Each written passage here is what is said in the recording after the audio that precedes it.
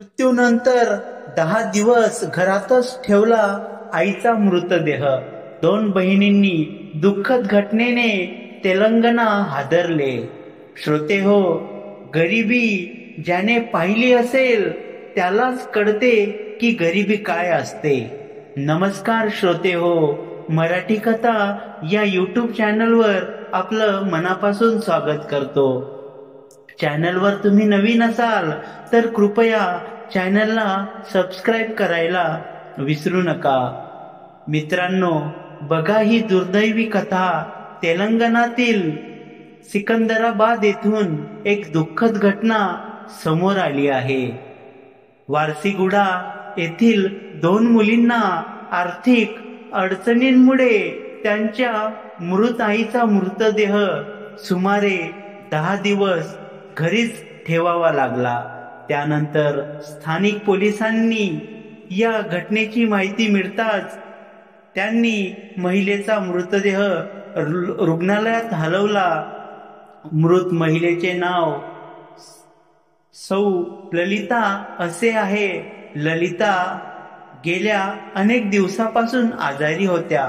मृत ललिता यांना 2 मुली असून रवलिका 25 साडीच्या दुकानात काम करते आणि अस्लिता 22 इव्हेंट प्लॅनर आहे।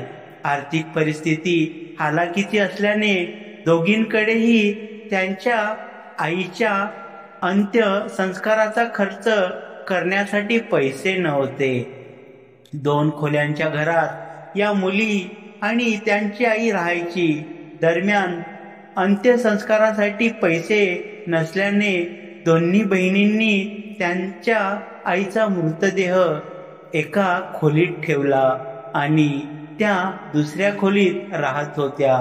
दरम्यान मृत ललिता या घरीच असायच्या तर रावली एका कपड्याच्या दुकानात आणि यशविधा एका इव्हेंट मॅनेजिंग एजन्सीत काम करायची।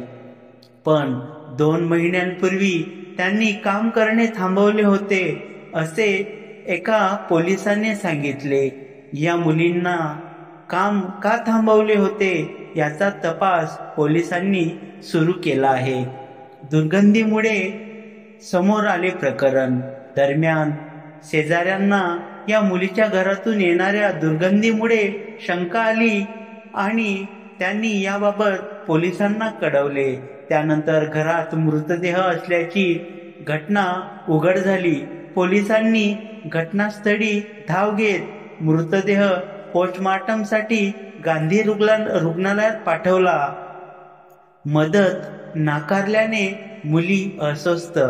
दरम्यान ही घटना उघडकीस येण्यापूर्वी अस्वस्थ मुलींनी त्यांच्या आईचे अंतिम संस्कार करण्यासाठी सीताफळ मंडी येथील एका बहुउद्देशीय संस्थेकडे मदत मागितल्याची माहिती समोर आली आहे। याचबरोबर या मुलींनी आईच्या अंत्यसंस्कारासाठी अंबरपेठमध्ये राहणाऱ्या एका नातेवाईकाशी मदतीसाठी संपर्क साधला होता, परंतु त्यांच्याकडूनही काहीच मदत झाली नाही। पोलिसांनी दिलेल्या माहितीनुसार ललिता त्यांचे पती CL राजूप्पा यांच्यापासून सुमारे 5 वर्षापूर्वी विभक्त झाल्या होत्या।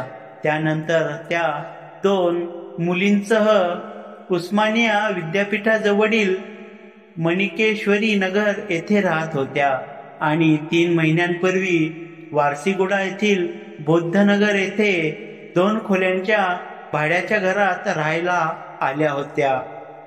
श्रोते हो, गरिबी माणसाला काय करायला भाग पाडेल हे कोणीही सांगू शकत नाही।